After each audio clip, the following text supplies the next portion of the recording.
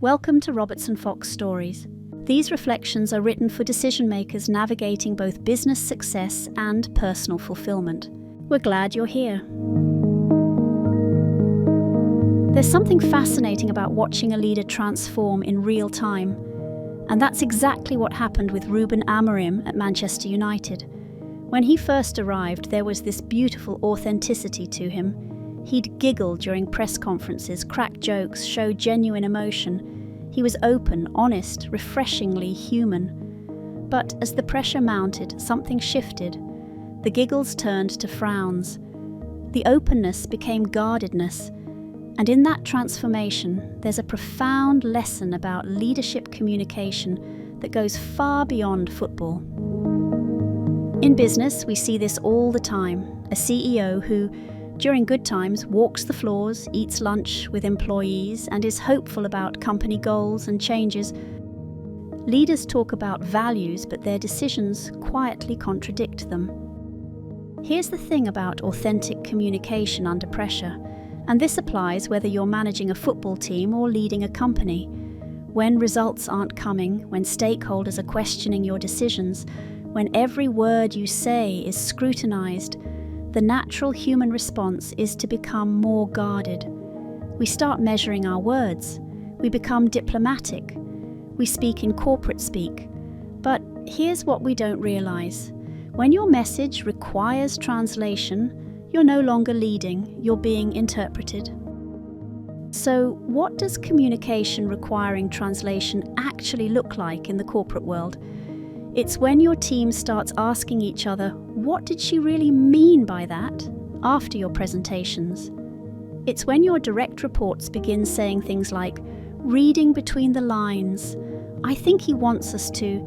It's the emergence of what I call the interpretation economy, where mental energy that should be focused on execution gets redirected to decoding your actual intentions.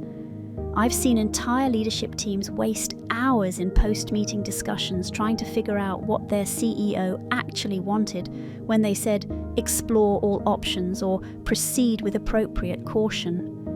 These aren't bad leaders, they're leaders who've unconsciously shifted from direct communication to defensive communication. Think about that for a moment. When Amorim was authentic, people knew exactly where he stood.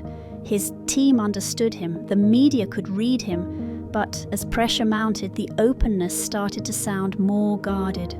The tone shifted from informative to contentious.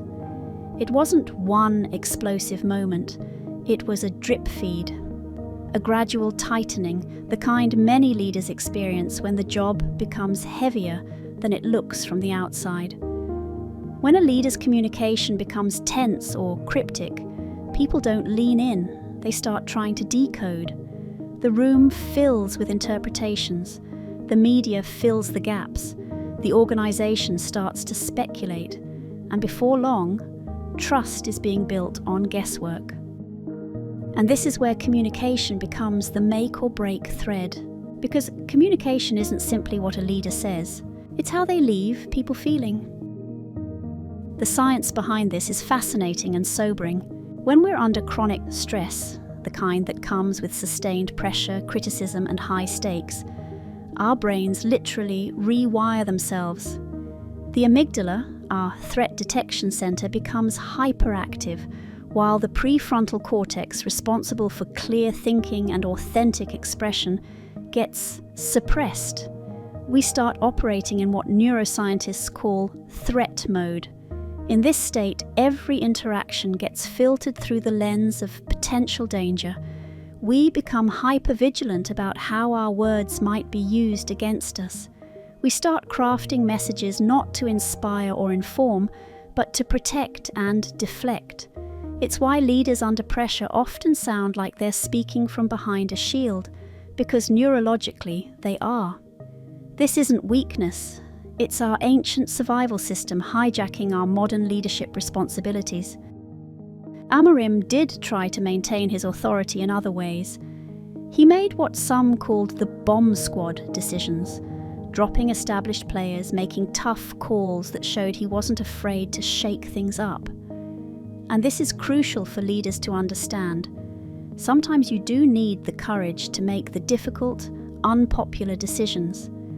But here's the key.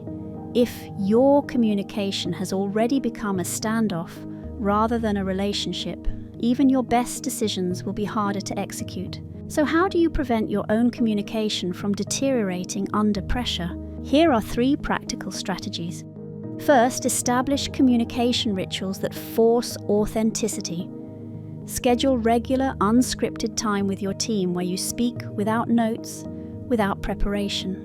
Make it a practice to share one genuine concern and one genuine hope in every significant team interaction. Second, create accountability partners who have permission to call out when you're becoming guarded. Give someone you trust the explicit role of saying you're starting to sound like a press release when you drift into corporate speak. Third, practice what I call preemptive transparency. Before crisis hits, communicate your values, your decision-making process, and your communication style clearly. When pressure mounts, refer back to these explicitly. Say things like, "As I've always said, I believe in direct communication, so let me be straight with you." This creates an expectation of authenticity that becomes harder to abandon when things get tough. And there's a biological reality we need to acknowledge here. When we're under intense pressure, our brains literally change how we communicate. The stress response affects our ability to be open, to connect, to express ourselves authentically. It's not a character flaw, it's human nature.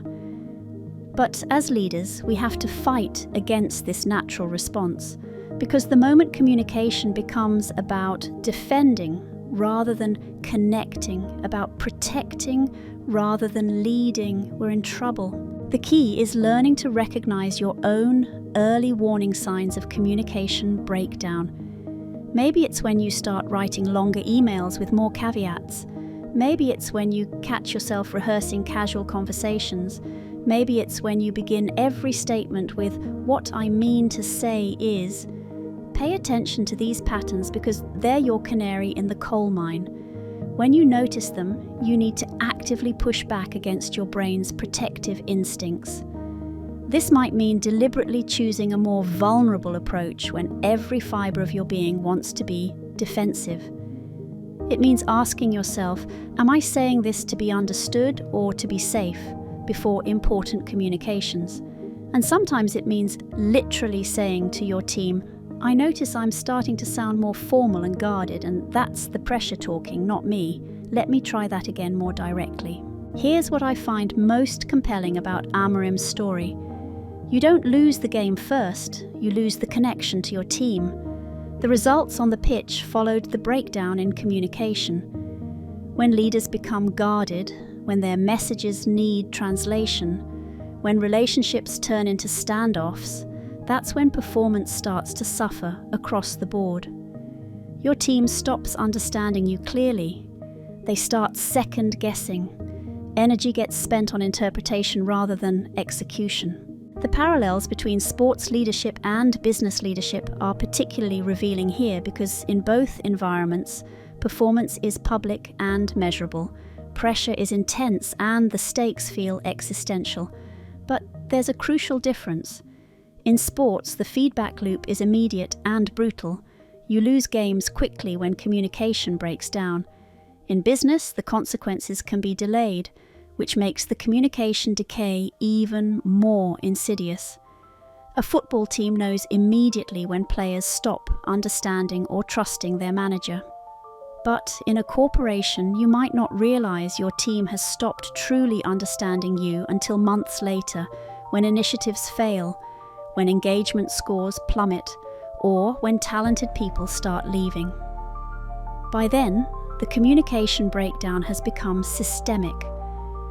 The lesson from sports is this: treat every communication interaction as if the scoreboard is visible to everyone, because in business, the scoreboard of trust and understanding is always running, even when you can't see it. So, what's the lesson for business leaders?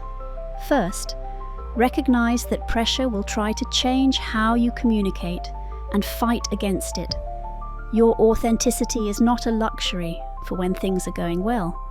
It's most crucial when things are tough. Second, remember that your role is to be understood, not to be safe. Every word you carefully craft to avoid criticism might also be a word that fails to inspire or direct. And finally, understand that maintaining the conversation, that direct, authentic connection with your people, is not separate from achieving results. It is the foundation for achieving results. Here's what I've learned from observing leaders who maintain their authentic communication even under extreme pressure. They understand the difference between being careful and being guarded. Careful communication considers the impact of words while still being direct and honest. Guarded communication prioritizes safety over clarity. Careful says, "This is difficult news, but here's exactly what's happening."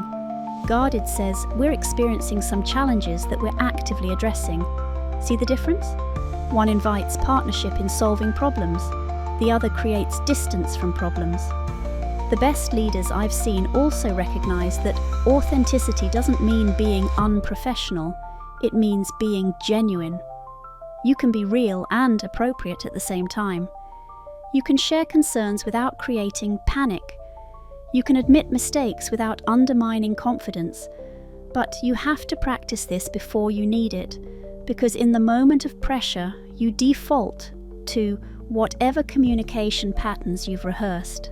The beautiful irony is that the qualities that made Amorim appealing in the first place, his openness, his humanity, his authentic presence, those weren't weaknesses to be shed under pressure. They were strengths to be maintained. Because at the end of the day, people don't just follow strategies or tactics.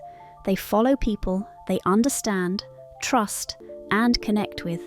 And you can't build that connection if your communication requires translation. I was disappointed when Ruben Amorim was sacked. Yet I can also appreciate that he seemed to cross a line from which there was no going back. Not because he wasn't talented, but because leadership rarely survives the moment communication turns into conflict rather than connection. And that's the part worth sitting with, not as football gossip, as leadership reality. Because whether you're leading Manchester United or a £10 million family business with a stubborn founder board member and an exhausted senior team, you don't lose the game first. You lose the conversation. If you're noticing your own communication tightening under pressure, fewer smiles, more defensiveness, more friction, that's not a sign you're failing. It's a sign you're human. And it might be the perfect moment to bring in a peer circle, a sounding board, or a leadership partner who can help you stay open, steady, and clear when the job is doing its best to make you close up. Because the biggest problem in communication isn't what we say, it's believing we've been heard. If this story stayed with you, you'll find more reflections at robertsonfox.com. Until next time, thank you for listening.